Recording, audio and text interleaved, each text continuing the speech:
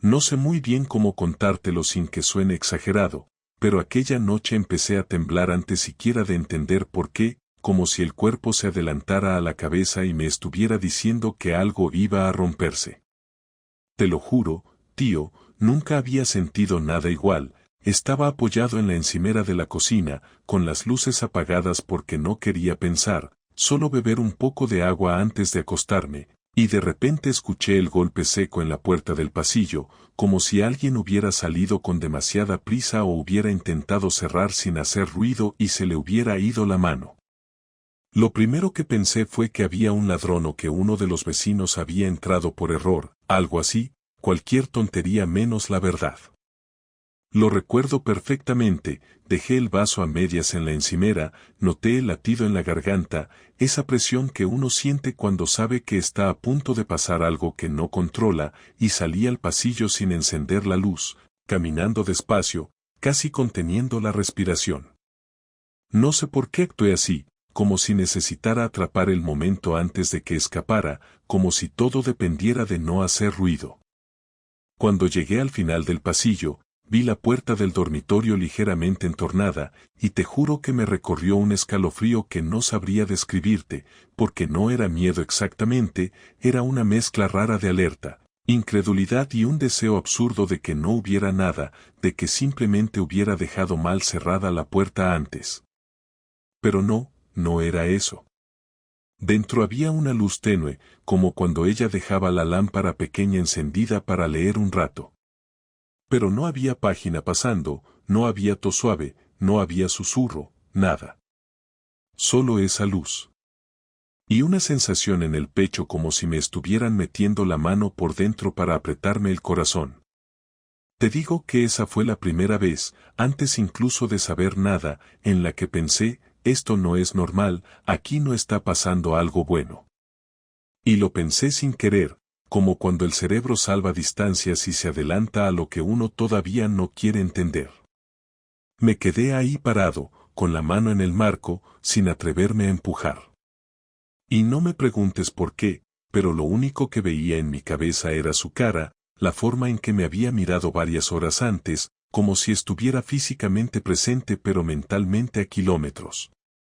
Esa mirada que uno reconoce cuando lleva muchos años compartiendo techo con alguien, no era cansancio, no era estrés del trabajo, no era enfado. Era distancia. Una distancia distinta. Una distancia que no me había atrevido a nombrar porque, sinceramente, pensé que era una mala racha más, esas semanas tontas en las que cada uno está a lo suyo y la vida se hace un poco mecánica. Pero esa noche, delante de la puerta, esa explicación dejó de servirme. Algo dentro de mí ya sabía que estábamos cruzando a un sitio completamente diferente. Y tú dirás, ¿por qué no encendiste la luz? ¿Por qué no llamaste su nombre? No sé. No lo sé de verdad. A veces uno no quiere que la realidad se revele de golpe, quiere acercarse poquito a poco para ver si todavía puede hacer que no duela. Supongo que era eso. Un retraso emocional, como si llevara un freno de mano interno.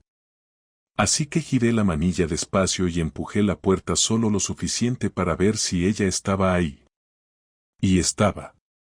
Sentada en el borde de la cama, mirando al suelo, con la espalda encorvada de un modo que nunca le había visto. No lloraba, no se movía, ni siquiera me miró. Era como si hubiera hecho algo tan pesado que el cuerpo no pudiera mantenerse recto. Eso, y que yo todavía no sabía qué coño había pasado antes de que yo llegara. Cuando por fin levantó la cabeza, me di cuenta de que no estaba enfadada, ni asustada, ni sorprendida. Estaba turbada. Como si dentro de su mente hubiera una pelea que no le daba descanso. Y ahí, justo en ese momento, sin que ella dijera nada, sin que yo preguntara nada, sentí ese miedo puro, ese que no viene del peligro físico sino de algo peor, el presentimiento de que la vida que conocías puede desmontarse en cuestión de minutos.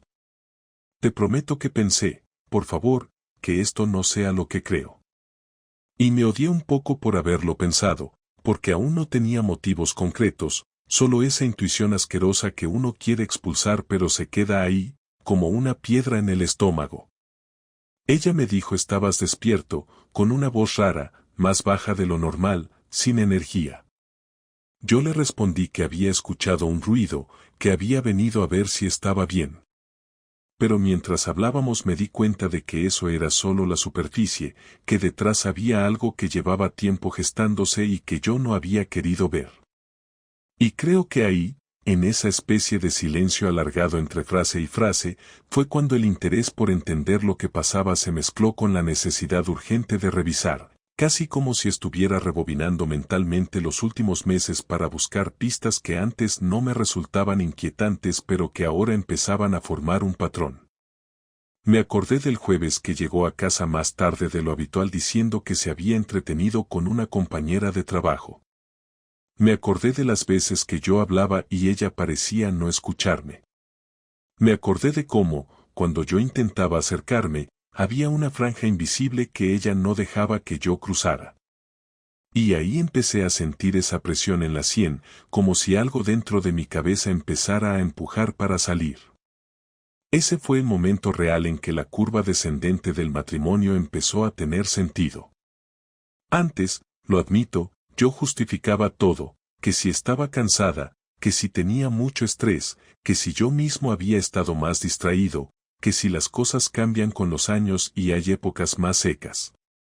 Cosas que uno se dice para no profundizar demasiado. Pero aquella noche ya no podía mentirme. Había algo roto, y no era una grieta pequeñita, era una fisura que llevaba tiempo creciendo y que recién entonces mostraba su tamaño real. Y la conversación que tuvimos, aunque corta, dejó claro que había una tensión acumulada que no pertenecía solo a ese día. Había algo en su forma de esquivar mis ojos, en el modo en que tragaba saliva antes de responder, en cómo cruzaba los brazos como si necesitara bloquearse, que me hacía pensar que yo estaba llegando tarde a una historia que ya llevaba capítulos avanzados. Se me mezcló el deseo de preguntarle qué pasaba con la necesidad de no precipitar nada. Y lo curioso es que en ese instante, antes de saber nada, antes de descubrir lo que vendría después, lo que más me golpeó no fue el miedo concreto a lo que pudiera haber hecho, sino la certeza de que me estaba ocultando algo importante. Algo que me concernía directamente. Y eso ya era suficiente para sentirme traicionado, aunque aún no supiera de qué. Si te soy sincero, la noche acabó sin que ninguno de los dos dijera gran cosa. Ella solo dijo que estaba cansada, que había tenido un día extraño. Yo fingí creerla porque no tenía fuerzas para abrir un conflicto ahí mismo. Pero me fui a la cama con esa punzada fija en el pecho, como si me hubieran instalado un sensor que pitaba cada vez que recordaba su expresión y pité durante horas. No dormí, claro. Me quedé boca arriba mirando el techo, sintiendo que llevaba semanas acumulando señales que ahora parecían obvias. Y la peor parte es que, aunque no lo admitiera en voz alta, ya había empezado a prepararme para una verdad que no quería conocer. Fue ahí, en ese insomnio tenso, donde empezó el deseo auténtico de saber qué había detrás de todo. No un deseo morboso, ni vengativo, ni paranoico. Era una necesidad vital de entender que estaba desordenando mi vida sin permiso. Pero todavía no sabía que lo que iba a descubrir después iba a doler mucho más de lo que imaginaba esa noche. Ahí termina, por ahora, la primera parte de cómo empezó todo. Cuando me desperté aquella mañana, después de una noche sin descanso, sentí la cabeza espesa, como si hubiera bebido, aunque no hubiera tocado una gota. Me levanté más temprano de lo normal porque no soportaba seguir tumbado al lado de ella, escuchando su respiración tranquila mientras yo repasaba una y otra vez la escena del pasillo. Bajé a la cocina sin encender luces, hice café sin ganas y me quedé de pie mirando la cafetera como si fuera a darme respuestas. No sabía exactamente qué sospechaba, pero sí sabía que algo estaba ocurriendo a mis espaldas, algo que no había empezado ayer. Y la sensación de estar siendo el último en enterarme me quemaba más que cualquier posible detalle. Cuando ella bajó, ya duchada, arreglada y con ese silencio que parecía calculado, me esforcé por actuar con normalidad porque aún no tenía nada sólido, solo intuiciones. Me saludó con un buenos días que sonó vacío y se sirvió su café sin mirarme. Quise preguntarle qué había pasado la noche anterior, por qué estaba así, pero cada vez que abría la boca recordaba su postura en el borde de la cama y me bloqueaba porque temía que la respuesta me confirmara lo que aún no quería asumir.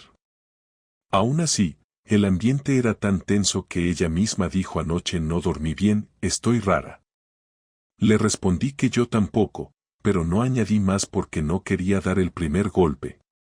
Ella se marchó al trabajo rápido, casi agradecida de salir de casa, y yo me quedé en la cocina sin saber qué hacer con toda esa inquietud acumulada.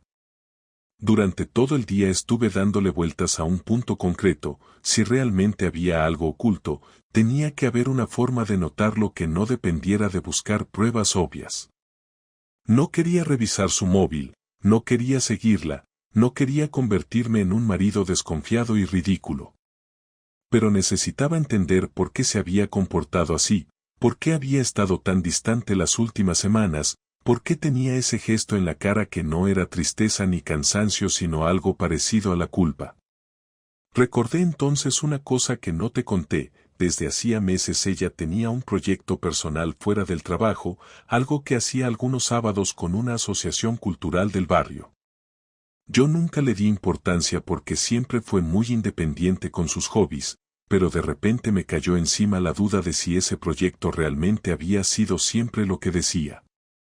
No era una sospecha típica de novela barata, era una pregunta lógica viendo cómo habían cambiado sus horarios y su actitud. Ese pensamiento me acompañó todo el día, y cuanto más lo pensaba, más claro veía que la única forma de descubrir la verdad era observar sin intervenir, sin presionarla, sin que se diera cuenta de que yo estaba intentando entender algo que ella no había querido contarme. A media tarde ocurrió algo que fue el detonante de todo. Ella siempre llega a casa sobre las 7, pero ese día llegó antes, alrededor de las 6, y venía nerviosa, demasiado habladora para lo que había sido su comportamiento de los últimos días. Se movía por la casa de forma agitada, abriendo cajones, cambiándose de ropa sin explicaciones. Yo estaba sentado en el salón fingiendo ver la televisión, pero en realidad la estaba escuchando respirar. De pronto dijo desde el dormitorio tengo que salir un momento, no tardo. Lo dijo rápido, como quien quiere evitar preguntas. Le pregunté a dónde vas, sin tono acusador, simplemente porque era raro verla así. Ella respondió es solo una cosa del proyecto, tengo que entregar unas carpetas. Esa explicación ya la había escuchado otras veces, pero nunca en un día entre semana y nunca con esa urgencia. Había algo extraño en su voz, algo que yo no habría percibido si no llevara días sintiéndola distante. Le dije vale, pero te acompaño, y casi me gritó no, no hace falta, vuelvo enseguida. No fue un grito violento, pero sí un rechazo inmediato. Y ahí lo supe, no estaba yendo a ningún sitio donde yo pudiera acompañarla. Me miró durante medio segundo antes de irse y en sus ojos había miedo, no miedo a mí, sino miedo a que yo me diera cuenta de algo. Cuando cerró la puerta, me quedé en medio del salón sin moverme. No quería seguirla, pero tampoco quería quedarme de brazos cruzados. No fue una decisión impulsiva ni teatral, fue una reacción natural. Subí al dormitorio para ver qué había estado buscando con tanta prisa. No quería espiar. Quería entender qué urgencia la había sacado de casa mintiendo. Revisé solo en la superficie, sin abrir nada íntimo, solo observé. Y ahí fui entendiendo que no era yo el paranoico. Sobre la cama había quedado una carpeta vacía, abierta como si hubiera sacado algo y se le hubiera olvidado guardarla. Dentro había un papel con una dirección escrita a mano. No era una dirección de la asociación cultural, eso lo sabía porque yo mismo había ido alguna vez a dejarle cosas. Era una calle del centro, una zona donde ella no solía tener motivos para ir. En ese momento la sangre me empezó a latir en los oídos porque no era un mensaje escondido ni un perfume raro ni nada típico, era algo tan simple como una dirección escrita por ella, dejada ahí sin darse cuenta, lo suficientemente concreta como para que yo pudiera ir.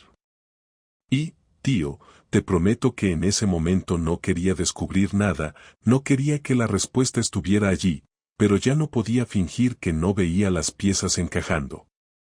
No fui inmediatamente. Me quedé un rato sentado en el borde de la cama respirando hondo porque sabía que, si iba, no habría vuelta atrás.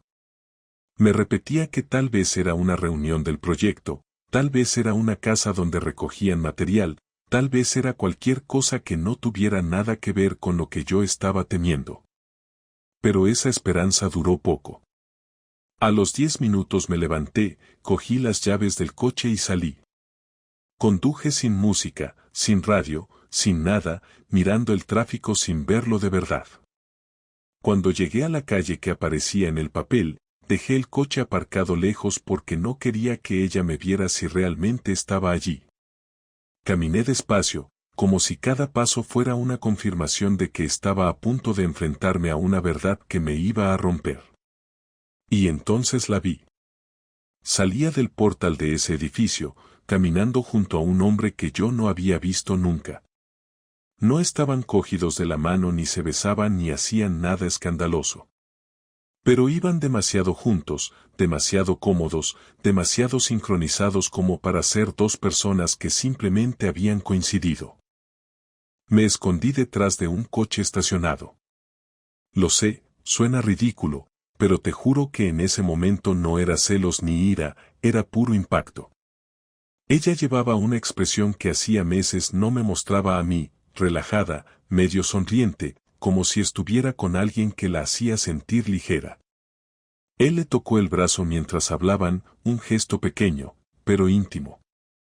Y ella no se apartó, no lo evitó, no puso distancia. Fue ahí donde sentí que todo el peso de mis sospechas se convertía en certeza. No necesitaba más pruebas. No necesitaba verla besándose con él. Ese gesto pequeño, esa naturalidad entre ellos, esa falta absoluta de incomodidad, me dijeron todo. Fue una sensación brutal, como si me cayera encima un mes entero de dudas ordenadas de golpe. Volvieron a entrar en el portal, ella primero, él detrás, y yo me quedé paralizado varios minutos sin entender muy bien qué hacer con lo que acababa de ver. Cuando por fin reaccioné, me alejé rápidamente porque no quería que me encontraran allí. De vuelta en el coche, apoyé la cabeza en el volante intentando procesarlo. Mi respiración estaba descontrolada, no por rabia, sino por la sensación de estar presenciando la demolición de mi vida en directo. No lloré, me quedé completamente seco por dentro, como si mi cuerpo estuviera intentando blindarse para que aquello no me destruyera del todo. Me quedé bastante rato allí, intentando encontrar palabras que justificaran lo injustificable, pero no había ninguna. Lo que había visto era claro y, aunque no sabía desde cuándo duraba, sí sabía que no era un error puntual.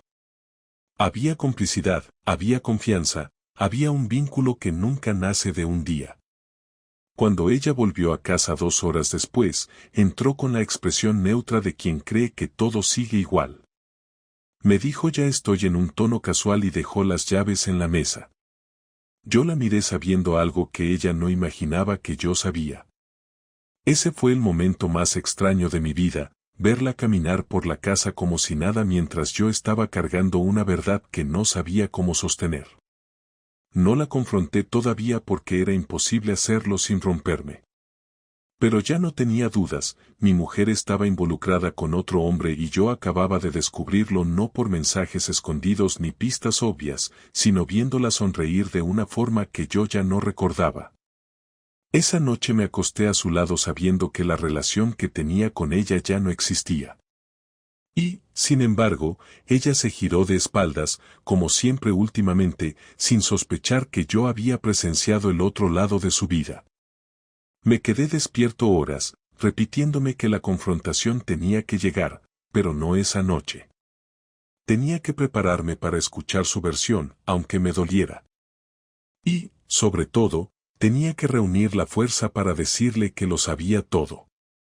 La mañana siguiente fue una especie de tortura silenciosa desde el primer minuto, porque yo ya no podía mirar a mi mujer sin ver la escena del día anterior clavada en la cabeza.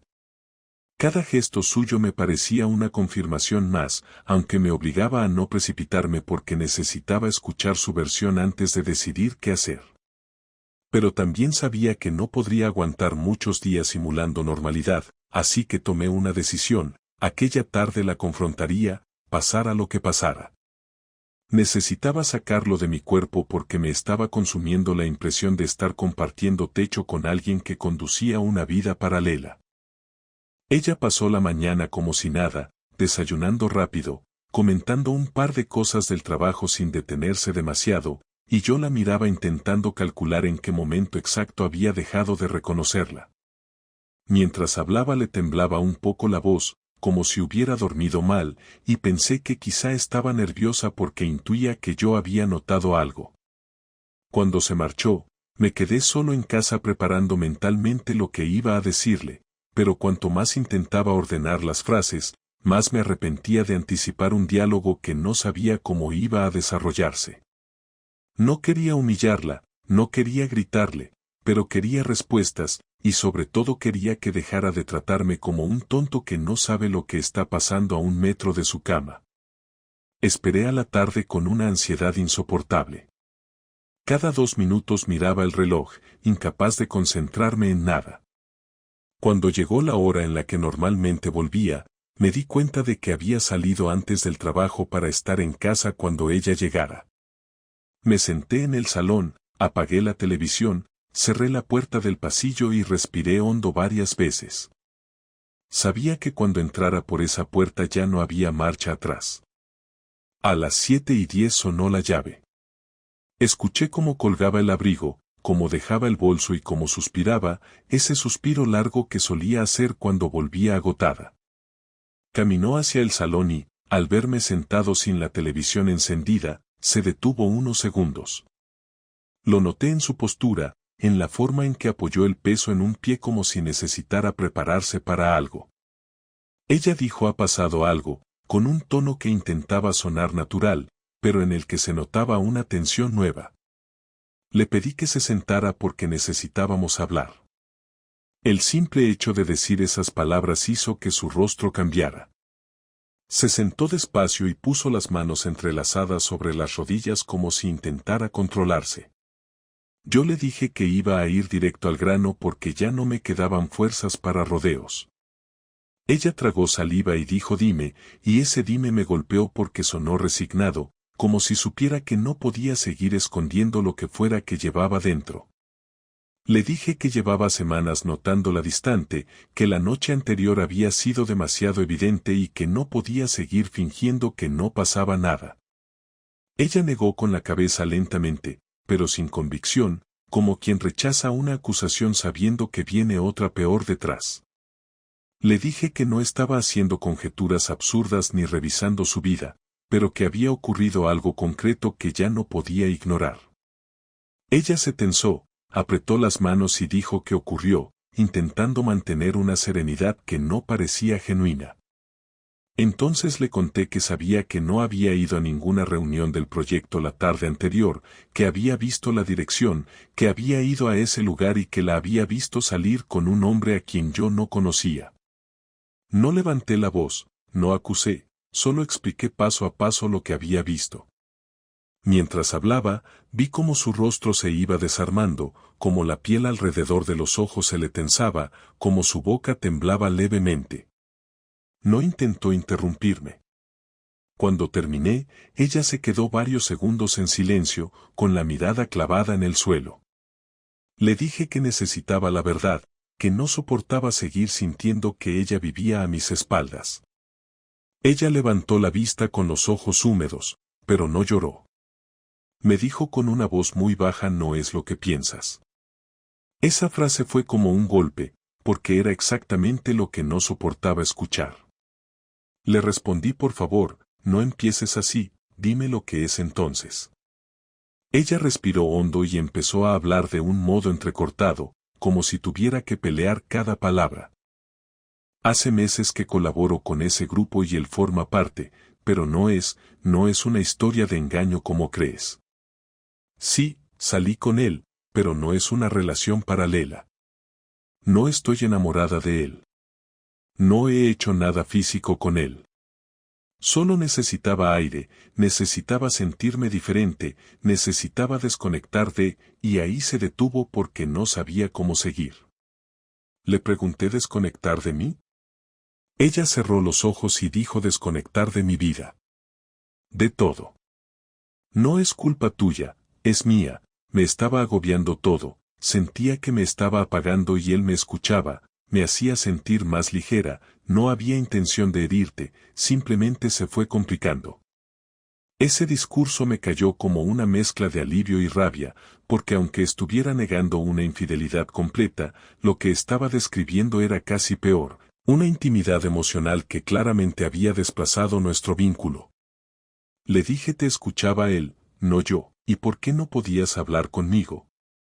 Ella respondió de inmediato porque me daba miedo que lo interpretaras como un ataque, porque llevaba meses sin saber cómo comunicarme contigo, porque cada vez que intentaba decirte algo serio sentía que no llegábamos a ninguna parte. Ese reproche me desconcertó, no porque fuera injusto sino porque yo no tenía conciencia de haberla alejado hasta ese punto. Le dije podrías haberme dicho lo que sentías sin buscar refugio en otra persona. Ella sintió mientras una lágrima le caía por la mejilla. Lo sé, y lo siento, pero no supe hacerlo a tiempo. Le pedí que me explicara qué era exactamente el para ella. No acepté evasivas, necesitaba definiciones concretas. Ella dijo es alguien con quien hablaba, con quien compartía cosas que no sabía cómo contarte. No ha habido sexo, no ha habido nada físico, pero sí ha habido demasiada complicidad y sé que eso no está bien. Nunca planeé nada, simplemente pasó. Le pregunté si él sabía que ella estaba casada, y dijo claro que lo sabe. Le pregunté si él quería algo más y ella, después de dudar unos segundos, dijo sí, quería algo más. Yo no, o al menos eso creía. El dolor de escuchar esas frases era distinto del que había imaginado. No era un estallido, era un desgaste, como si cada palabra me fuera limando por dentro. Le dije ¿te planteaste dejarme? Ella respondió rápido no, nunca pensé en separarme. Solo que llevaba mucho tiempo sin reconocerme y pensé que él me ayudaba a recuperar algo de mí misma. Ese argumento me revolvió todo. Le dije recuperarte a costa de perderme. Ella bajó la cabeza y no contestó. Luego vino el momento más tenso, cuando le pregunté desde cuándo estaba ese vínculo.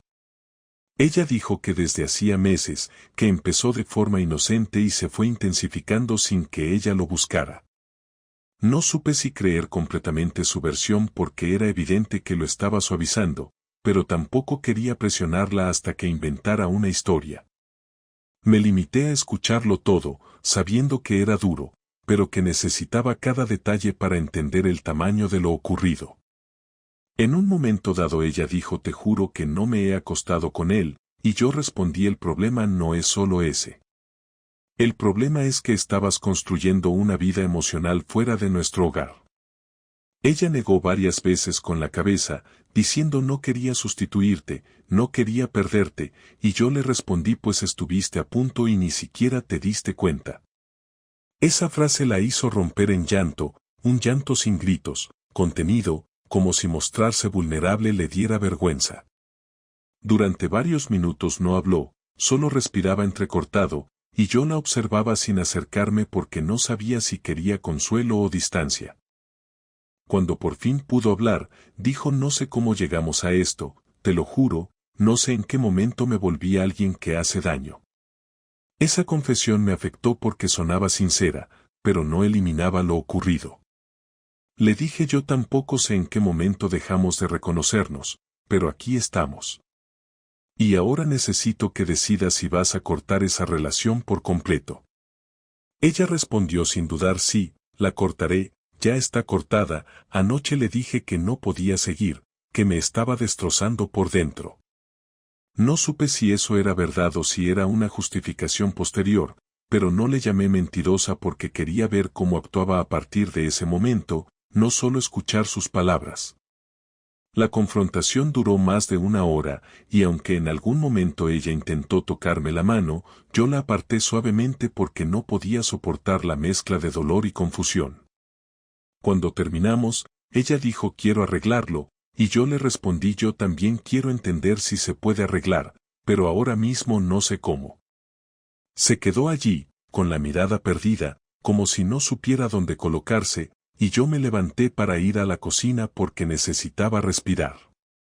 Esa noche no dormimos juntos. Ella se quedó en el dormitorio y yo en el sofá. No hablamos más. Y aunque la conversación había sido larga y cruda, yo tenía claro que esa era solo la primera batalla. Lo que vendría después sería incluso más difícil. La mañana después de la confrontación amaneció pesada, como si el aire hubiese engordado durante la noche. Yo seguía en el sofá con el cuello rígido y los ojos hinchados, no por haber llorado, porque ni siquiera había podido llorar, sino por el agotamiento brutal de haber mantenido la mente en alerta tantas horas seguidas. Ella salió del dormitorio temprano y se detuvo en el marco del salón al verme despierto. Me dijo podemos hablar más tarde, y yo respondí que sí, aunque en realidad ya no sabía si quería seguir escuchando explicaciones. Me miró como si buscara una señal de que todavía había espacio para arreglar algo, pero no encontró nada en mi cara y se fue sin insistir. La escuché ducharse, vestirse y cerrar la puerta de casa. Cuando me quedé solo, entendí que no podía quedarme en ese estado indefinido, esperando a ver qué hacía ella, esperando a ver si realmente cortaba ese vínculo con ese hombre, esperando a ver si era sincera. Necesitaba tomar el control de algo, aunque fuera un gesto pequeño. Porque desde que descubrí la verdad me había convertido en un espectador de mi propia vida, y eso me estaba rompiendo más que la traición en sí misma.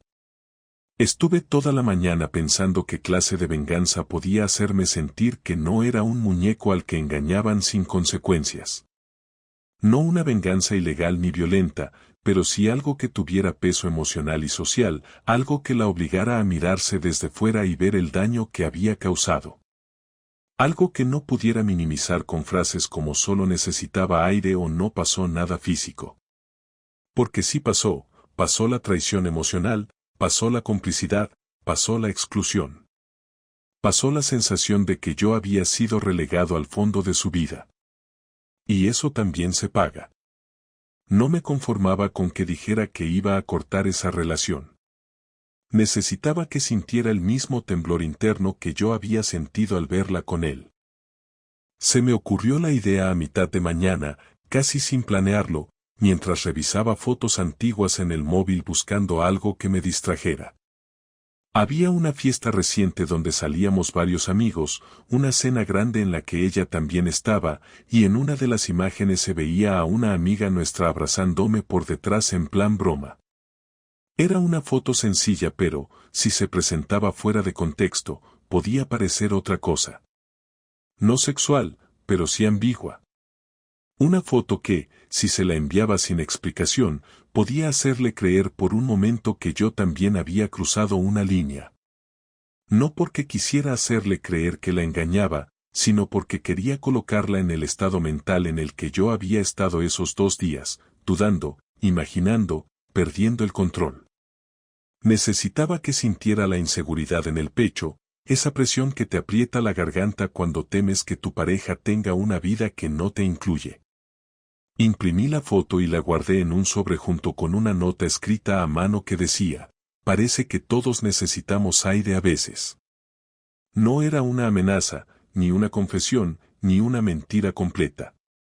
Era un mensaje que la obligaría a cuestionarse si realmente entendía lo que había causado. Podría destruirle la tranquilidad por unas horas, podría hacerle experimentar la angustia del desconcierto, pero sin destruir nada real porque yo no estaba engañándola. Era una forma de equilibrar el terreno, no de iniciar una guerra. Antes de enviarlo, pensé si aquello era infantil o cruel. Pero llegué a la conclusión de que lo que ella había hecho no había sido menos cruel conmigo, y que mi acto no ponía en riesgo nuestro futuro de manera irreversible. Era un golpe calculado, como un espejo puesto delante de ella para que viera su propia sombra desde otro ángulo. Fui a un buzón del barrio y envié la carta a nuestro propio domicilio, sabiendo que llegaría al día siguiente por la mañana cuando ella estuviera en casa. Pero no quería quedarme solo con ese gesto. Necesitaba recuperar parte de mi dignidad, aunque fuera organizando mi vida de otra forma. Así que pasé por la gestoría donde un amigo trabajaba y le pedí información para abrir una cuenta bancaria independiente. No porque fuera a separarme de inmediato, sino porque no quería sentirme atrapado en la estructura económica de un matrimonio que en ese momento estaba tambaleándose. Necesitaba tener la opción de moverme solo si lo que viniera después se hacía insostenible. Mi amigo me preguntó si estaba todo bien en casa y yo solo dije necesito estar preparado. No pidió más detalles. Por la tarde decidí no estar en casa cuando ella volviera. No quería repetir la escena del día anterior con ella entrando y yo sentado observando su rostro en busca de señales. Me fui a caminar por la ciudad sin rumbo, encontrando sitios que llevaba años sin visitar. No buscaba distracción, buscaba distancia.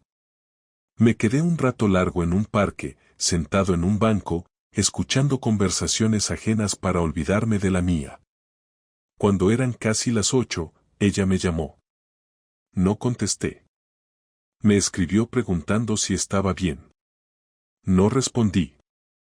Ese silencio también era parte de la venganza, un silencio que no había utilizado nunca en nuestra relación. Tenía derecho a no estar disponible. Regresé a casa cerca de las 10. Cuando abrí la puerta, ella estaba sentada en el sofá con los ojos rojos como si hubiera estado llorando o peleando consigo misma durante horas.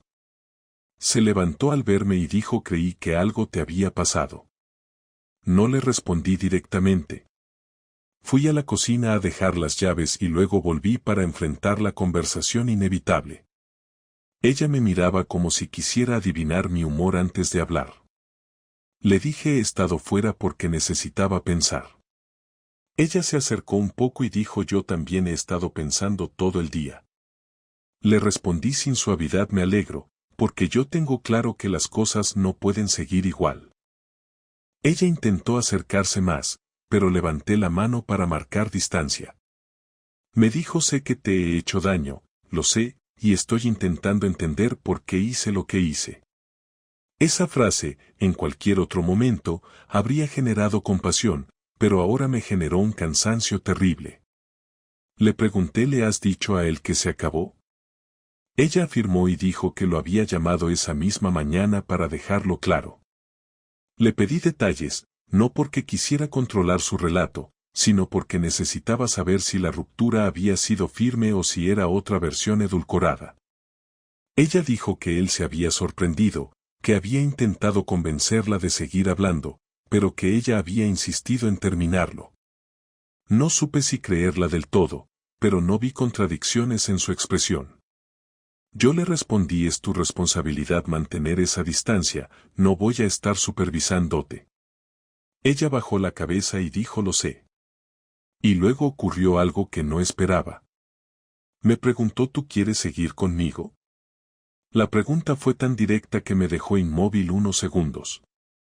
Le dije quiero entender si podemos reconstruir algo, pero ahora mismo no siento confianza. Estoy intentando no odiarte. Esa sinceridad la descolocó. Hizo el gesto de limpiarse una lágrima con los dedos y dijo no quiero que me odies, quiero que podamos volver a ser nosotros. No quise seguir discutiendo esa noche, así que le pedí espacio y me fui a dormir al sofá otra vez. A la mañana siguiente, cuando ella bajó a por el correo antes de irse al trabajo, me quedé observándola desde el salón sin que se diera cuenta. Escuché el sonido del sobre al ser rasgado. Hubo un silencio extraño, uno que sabía exactamente a qué correspondía. Tardó varios segundos en moverse, como si hubiera leído la nota más de una vez. Cuando regresó al salón tenía la cara tensa y sostenía la foto temblando ligeramente. ¿Dijo qué es esto? Me hice el sorprendido y respondí no sé, abre la nota. Lo hizo. Y al leer mi frase, levantó la vista con una mezcla de desconcierto y miedo. Dijo ¿qué significa esto? Me estás diciendo que tú. La interrumpí no estoy diciendo nada, solo te estoy mostrando cómo se siente dudar de la persona que amas. Ella se llevó la mano a la frente como si el golpe emocional le hubiera caído de repente. Me dijo esto no es justo. Le respondí tampoco lo que tú hiciste lo fue. Ella se sentó en una silla como si buscara estabilidad y dijo he pasado una noche entera imaginando escenarios horribles, preguntándome si también estabas con alguien. Yo le dije bien, entonces ya sabes cómo me he sentido yo estos días. No gritamos, no nos insultamos, pero la tensión era enorme. Ella dijo ¿esto lo has hecho para castigarme? Respondí lo he hecho para que entiendas la magnitud de lo que provocaste. Aunque haya sido solo por unas horas. Se quedó varios minutos en silencio antes de decir me ha dolido muchísimo. Yo contesté sin suavidad ese era el punto. No dije más porque no era necesario. Y en ese momento, por primera vez desde que todo comenzó, ella realmente pareció comprender el impacto de sus actos. No porque yo la hubiera humillado, sino porque la hice sentir vulnerabilidad real, la misma que yo había experimentado. Su mirada cambió, se volvió más consciente, menos defensiva. No buscó excusas. Solo dijo voy a reparar esto. Cueste lo que cueste. Y por primera vez, sonaba como alguien que había entendido que la traición no había sido un accidente, sino una ruptura profunda que requería más que disculpas. Esa fue mi venganza, una mezcla de distancia, control recuperado, y un espejo colocado en el ángulo exacto. Y aunque no me devolvía la confianza perdida, sí me devolvió algo de dignidad. Pasaron 2 días después de la pequeña venganza del sobre, 2 días en los que ella caminaba por la casa como si cada movimiento suyo estuviera bajo un reflector invisible, como si hubiera descubierto de golpe que todas sus acciones tenían un peso real y no solo emocional. Y fue extraño, porque en esos 2 días no discutimos, no gritamos, no nos echamos nada en cara. Nos movíamos en una especie de tregua silenciosa en la que cada uno intentaba descifrar al otro sin acercarse demasiado. Yo seguía durmiendo en el sofá no porque quisiera castigarla, sino porque no podía soportar la sensación de estar compartiendo la misma cama sin haber resuelto nada. Y ella no insistió en que volviera al dormitorio, lo cual, curiosamente, me dolió más que si me hubiera suplicado. Su resignación era la prueba de que entendía la gravedad del daño. O al menos eso quería creer. El tercer día, al volver del trabajo, la encontré en la cocina preparando algo simple para cenar. No estaba maquillada, no estaba arreglada, llevaba una camiseta vieja que normalmente solo usaba para limpiar o para dormir. Supe de inmediato que quería hablar. Y yo también. Pero antes de que yo pudiera decir nada, fue ella quien tomó la iniciativa. Dijo necesitamos tener esa conversación que estamos evitando. Noté que le temblaban ligeramente las manos cuando empezó a servir la comida, así que le dije que dejara eso para luego y nos sentamos en la mesa sin platos de por medio. Me miró con una seriedad que no le había visto en mucho tiempo, una seriedad desnuda, sin defensas, sin excusas preparadas. Comenzó diciendo quiero que entiendas exactamente lo que sentí antes de que todo se fuera abajo. No la detuve, porque si algo necesitaba era detalle, claridad, concreción. Ella respiró hondo y continuó. No me gustaba cómo me estaba convirtiendo. No era feliz. Me sentía apagada, no por ti, sino por mí. Pero en vez de decírtelo, fui buscando alivios rápidos y eso me llevó a hablar más de la cuenta con alguien que no debía. Y sé que eso no se justifica, pero quiero explicártelo porque me cuesta aceptar que, sin darme cuenta, te dejé fuera de mi vida emocional. Nunca pensé hacerlo. Pero ocurrió. Yo escuché sin interrumpir porque me di cuenta de que estaba diciendo esas cosas sin llorar, sin dramatizar, sin intentar generar pena. Era la primera vez que la veía hablar desde una especie de desnudez incómoda que no buscaba simpatía. Le dije: lo que me duele no es solo lo que hiciste, sino lo que significa. Significa que cuando estabas mal no pensaste en mí como tu apoyo. Ella bajó la vista y dijo: lo sé. No añadió nada más, lo cual me sorprendió. No se defendió. No intentó suavizar. Solo lo aceptó. Entonces fui yo quien siguió, porque necesitaba poner sobre la mesa lo que había pasado dentro de mí desde ese día. Le dije que la traición no había sido solo la escena del portal, ni la complicidad con ese hombre, sino el proceso, semanas, quizá meses, en los que ella construyó un mundo al que yo no tenía acceso. Le dije: no sabes lo que es mirar a tu pareja y darte cuenta de que ya no sabes qué piensa, qué siente ni con quién comparte su vida. Ella levantó la vista solo para asentir, como quien acepta un veredicto que sabe justo aunque duela. En un momento dado se atrevió a preguntarme: ¿sigues queriendo? Esa pregunta, que en cualquier otra etapa del matrimonio habría sido sencilla, ahora me pareció un muro entero cayéndose sobre mí. Le respondí sin prisas: no lo sé. O sí, pero no de la manera en la que me gustaría. Ahora mismo te quiero como se quiere algo que te ha hecho daño y todavía estás decidiendo si puedes volver a tocarlo sin romperte. Ella se llevó la mano a la boca, como si esa frase le hubiera atravesado un sitio sensible, pero no lloró. Solo dijo: entiendo. Luego me preguntó: ¿qué necesitas de mí para que podamos seguir? Y ahí tuve que ser brutalmente honesto, porque sabía que cualquier frase vaga iba a ser inútil. Le dije: necesito transparencia total. No control. Transparencia. Necesito que cortes definitivamente todo vínculo con él, incluidos los que no son evidentes. Necesito saber que si vuelves a sentirte apagada o perdida, lo primero que harás será decirme a mí, no buscar a otro. Necesito que haya coherencia entre lo que dices que sientes y lo que haces. Y necesito tiempo, porque mi cabeza no va al mismo ritmo que tus intenciones. Ella escuchó todo sin interrumpir, sin fruncir el ceño, sin defenderse. Cuando terminé, dijo: estoy dispuesta a hacerlo. Todo eso. Pero sé que puede no ser suficiente. Le pregunté directamente: ¿tú quieres seguir conmigo de verdad, o quieres seguir conmigo porque te sientes culpable? Tardó en responder. Incluso miró a la ventana como si buscara palabras en el exterior. Finalmente dijo: quiero seguir contigo porque sigo viéndonos juntos en el futuro. Pero tengo miedo de que tú ya no puedas verme de esa manera. Esa confesión me tocó una fibra que no esperaba. Le dije: el problema es que ahora mismo no sé qué parte de lo que dices es deseo y qué parte es miedo. Ella se inclinó hacia adelante, apoyando los codos en la mesa, y dijo: dime cómo puedo demostrarte que es deseo.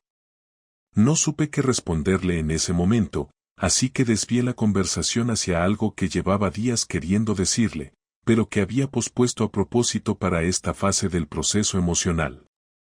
Le dije: he pensado en separarnos temporalmente. No un divorcio. Una separación física por un mes. Para que yo pueda escuchar mi cabeza sin tu presencia constante. Y para que tú entiendas lo que significa vivir sin ese colchón emocional que siempre he sido para ti. En cuanto terminé la frase, la vi tragar saliva con fuerza. No estaba preparada para esa posibilidad, aunque fuera temporal. Dijo: ¿te quieres ir tú o quieres que me vaya yo? Le aclaré que no quería echarla de casa ni que se sintiera expulsada de su propio hogar, así que sería yo quien se iría. Pero antes de que entrara en pánico, añadí: no es un castigo. Es una necesidad mía. Necesito escucharme sin ruido externo. Ella negó con la cabeza lentamente, como si quisiera rechazar la idea pero entendiera que no podía hacerlo. Dijo: si eso te ayuda a sanar, lo aceptaré. Pero me da miedo. Yo respondí: a mí también. Hubo un silencio prolongado, esta vez menos tenso y más triste, como si ambos estuviéramos aceptando que el matrimonio estaba entrando en una fase que ninguno había imaginado jamás. Finalmente ella dijo: si te vas un mes, prométeme que hablarás conmigo. No quiero que esto sea un silencio total. Le prometí que hablaríamos, pero también dejé claro que no sería como antes. Sería más selectivo, más espaciado, y que lo hacía para reconstruirme por dentro sin estar reaccionando a cada gesto suyo. Ella me miró con una mezcla de miedo y aceptación y dijo: sé que esto es mi culpa. Estoy dispuesta a pasar por lo que haga falta, incluso si al final decides que no quieres seguir conmigo. Esa frase me dejó un nudo en la garganta porque era la primera vez que la escuchaba hablar sin aferrarse a la seguridad de que yo nunca me iría. Esa posibilidad la estaba enfrentando de verdad. Me levanté de la mesa porque necesitaba caminar un poco dentro del salón, y ella por primera vez en días se acercó hasta donde yo estaba sin intentar tocarme, solo colocándose frente a mí. Dijo: quiero que me digas qué sientes exactamente ahora mismo. No dentro de una semana. Ahora. Me costó articularlo, pero lo hice. Le dije: estoy entre la rabia, la tristeza, la confusión y la esperanza de que todavía haya algo rescatable. Pero no sé si es suficiente. Ella sintió y respondió: está bien que no lo sepas. Luego ocurrió algo inesperado. Ella me pidió que la dejara hablar sin interrumpirla durante unos minutos porque quería expresar algo que llevaba tiempo guardándose. Me quedé quieto y asentí. Entonces dijo: cuando empecé a hablar con él sentí alivio, no porque él fuera especial, sino porque tú y yo estábamos tan desconectados que me daba miedo enfrentar la conversación contigo. Eso no lo justifica, pero quiero que sepas que te elegí a ti incluso cuando estaba confundida. No me fui con él porque, aunque estuviera perdida, sabía que tú eras mi persona. Me equivoqué, te fallé, y sé que esta vez no basta con un perdón. Pero también sé que puedo reconstruirme desde cero si tú lo quieres. No para ser la de antes. Para ser alguien que no necesita huir para respirar. Guardé silencio porque no esperaba que pusiera en palabras algo tan concreto. Y aunque me dolió escuchar que yo había formado parte del origen de su desconexión, no podía negar que había verdades ahí que también me pertenecían a mí. No la responsabilidad de su traición, pero sí la parte en la que ambos nos habíamos descuidado poco a poco sin admitirlo. La noche terminó sin gritos, sin golpes en la mesa, sin reproches largos. Terminó con un cansancio emocional tan grande que ninguno de los dos pudo seguir hablando. Ella subió al dormitorio y yo me quedé en el salón pensando que, por primera vez en semanas, habíamos puesto las cartas reales sobre la mesa. No las excusas, no los parches, no los silencios estratégicos. Las cartas reales. Pero todavía quedaba lo más difícil, tomar una decisión final. No hubo llantos, no hubo reproches de última hora. Solo 2 maletas pequeñas junto a la puerta y ella observándome desde el recibidor con una expresión que mezclaba angustia, aceptación y una especie de respeto extraño por el hecho de que yo estuviera siguiendo mi propio camino interior sin pedirle permiso. Me preguntó si necesitaba ayuda para bajar las maletas y le dije que no. Me dijo: avísame cuando llegues, y asentí sin prometerle nada.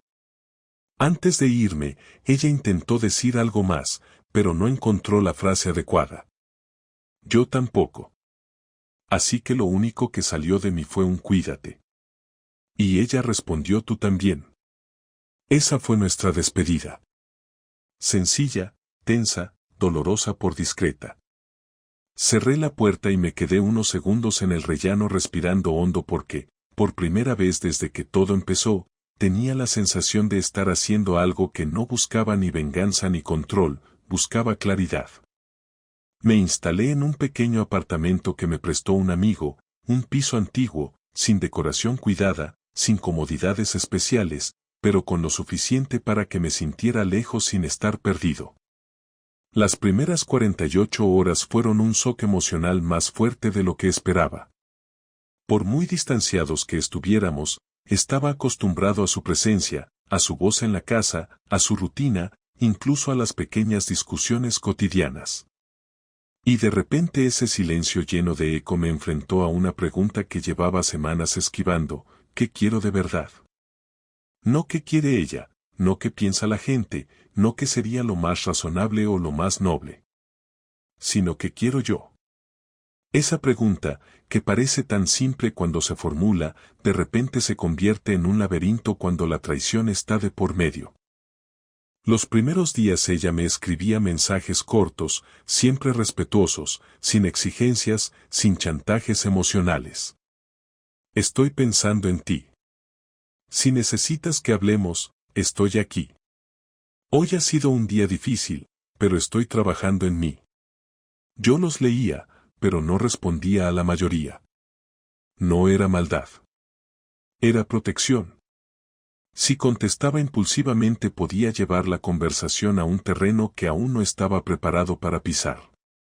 También me llamó un par de veces, pero dejé que sonara sin responder. No porque quisiera hacerla sufrir, sino porque la voz tiene una capacidad única de debilitar las decisiones, y yo necesitaba mantenerme firme hasta tener una respuesta clara dentro de mí. Las noches eran lo peor. No había televisión o libro que distrajera la sensación de vacío. No lloraba, pero sentía una especie de tristeza física, como si el cuerpo perdiera fuerza. Muchas veces me descubrí recordando detalles que no tenían ninguna importancia en sí mismos, pero que ahora me parecían piezas de un rompecabezas que estaba intentando reconstruir: la manera en que me tocaba el brazo antes, la forma en que me miraba cuando reíamos, los desayunos compartidos en los que no necesitábamos hablar. Y ahí llegaba siempre la misma pregunta: ¿todo eso se rompió o simplemente quedó enterrado bajo una etapa oscura? Era una diferencia enorme, porque una cosa se puede recuperar y la otra no. A la semana de estar fuera, decidí ver a un amigo cercano para desahogarme. Le conté la historia sin adornos ni suavizar. Él escuchó en silencio y me dijo algo que no esperaba: no tomes la decisión pensando solo en lo que ella hizo. Tómala pensando en cómo te estás transformando tú después de lo que pasó. Esa frase me acompañó todo el trayecto de vuelta al apartamento.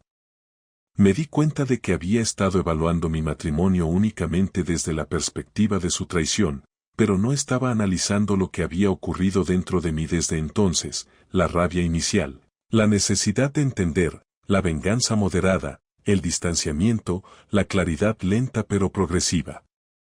Todo eso también era parte de mi historia, no solo de la suya. A los 10 días decidí llamarla. No sabía exactamente qué quería decirle, pero sentía que el silencio absoluto ya no aportaba más. Ella contestó en el primer tono como si hubiera estado con el teléfono en la mano desde hacía días. Me saludó suavemente y me preguntó cómo estaba. Le dije la verdad, confundido, pero avanzando.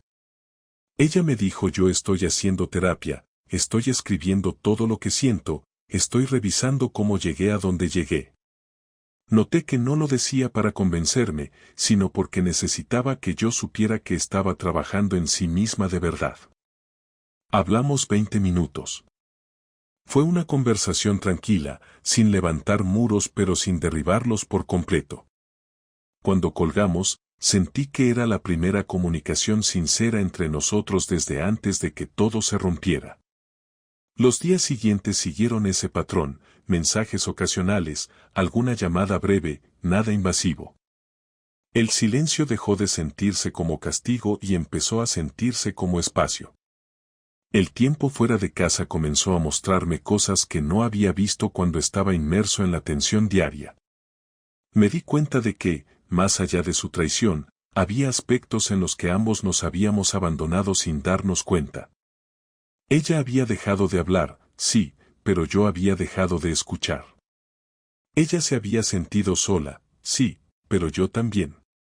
Habíamos convivido sin confrontar nuestras incomodidades por puro miedo a empeorar las cosas, y ese miedo nos había llevado precisamente al agujero en el que terminamos. La tercera semana fue decisiva. Había pasado el suficiente tiempo como para que la rabia se hubiera disipado y lo que quedara fuera más honesto. No estaba tranquilo, pero ya no estaba incendiado por dentro. Y fue entonces cuando me di cuenta de que tenía que ver a mi mujer en persona para saber qué decisión tomar. Así que le propuse vernos en un parque grande de la ciudad, un sitio donde no estuviéramos encerrados y donde ninguno pudiera refugiarse en la comodidad del hogar.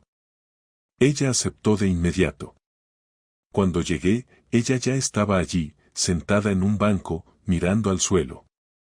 Parecía más delgada, o quizá era solo la expresión cansada que la hacía verse distinta. Me senté a su lado, dejando una distancia prudente. Dijo gracias por venir. Le dije teníamos que hacerlo. Y ahí comenzó la conversación más honesta que hemos tenido en años. Ella empezó diciendo quiero que entiendas que aun si tú decides no seguir conmigo, este proceso no ha sido en vano. Estoy cambiando cosas de mí que llevaba años evitando. Me sorprendió su serenidad. No hablaba desde el miedo, sino desde una claridad que antes no tenía. Le pregunté si seguía en contacto con él. Me respondió no y no voy a estarlo. Lo bloqueé, eliminé todo, y más importante, corté la necesidad que me llevaba allí. No quiero vivir una vida doble nunca más. No había dramatismo en su voz, solo cansancio y determinación. Le dije que no sabía si podía volver a confiar, que una cosa era perdonar y otra reconstruir. Ella dijo sé que no puedo pedírtelo ahora. Solo quiero que sepas que estoy aquí y que estoy dispuesta a construir lo que haga falta desde cero. Y entonces ocurrió algo que cambió la energía de la conversación. Yo le pregunté ¿me habrías contado todo si yo no te hubiera visto con él? Se quedó en silencio largo, demasiado largo. Finalmente dijo no al principio. Pero habría llegado un momento en el que no habría podido sostener la mentira. Y sé que eso no te consuela, pero es la verdad. Esa honestidad dolorosa, esa admisión de imperfección tan humana, me golpeó de un modo inesperado. Me hizo verla como alguien equivocada, sí, pero también consciente de su error. Seguimos hablando casi 2 horas. Hablamos del pasado, del desgaste, de los silencios, de la falta de comunicación, de los miedos que ninguno había querido poner sobre la mesa. Hablamos también del futuro, pero sin idealizaciones. Ella me preguntó ¿qué necesitas para decidir? Y le respondí necesito volver a sentir que soy tu compañero, no un espectador. Necesito actos, no discursos. Y necesito que sepas que, incluso si vuelvo, no será rápido. Será un proceso. Ella dijo estoy dispuesta al proceso. Cuando terminamos la conversación, ella se quedó sentada sin moverse. Me miró y dijo ¿vas a volver a casa? Esa pregunta no la pronunció desde la desesperación, sino desde la vulnerabilidad más pura. Yo respiré hondo y le dije sí, pero no hoy. Necesito cerrar un par de cosas aquí dentro antes. Pero volveré. Ella cerró los ojos un momento, como si procesara la información despacio, y luego asintió sin hacer ningún gesto teatral. Los últimos días de mi separación temporal transcurrieron con una tranquilidad que no había sentido en semanas. No porque todo estuviera resuelto, sino porque por primera vez tenía la decisión tomada desde un lugar estable, quería volver, no por costumbre, no por miedo a empezar de cero, sino porque sabía que todavía quedaba algo entre nosotros que merecía ser trabajado. No era una reconciliación rápida ni ingenua. Era una elección razonada, madura, consciente de sus riesgos. Pero también consciente de su valor. El día que regresé a casa, ella estaba allí esperándome, no en el recibidor esta vez, sino sentada en el sofá, sin invadir mi espacio, sin intentar precipitar nada. Cuando abrí la puerta, no corrió hacia mí, no me abrazó, no lloró. Solo dijo bienvenido. Y ese bienvenido, sencillo, sin adornos, sin dramatismos, fue la señal de que el camino para reconstruir lo que se había roto empezaba justo allí. Habíamos pasado por la destrucción, por la rabia, por la venganza, por la distancia, por el miedo y por la aceptación. Y ahora tocaba la parte dura, reconstruir sin olvidar, pero sin vivir anclados en la herida. Y aunque no sé cómo terminará nuestra historia a largo plazo, sí sé que en ese momento, al cruzar la puerta, sentí algo que no había sentido desde antes de descubrirlo todo: posibilidad. No garantía. Posibilidad. Y eso, para mí, fue suficiente para dar el siguiente paso.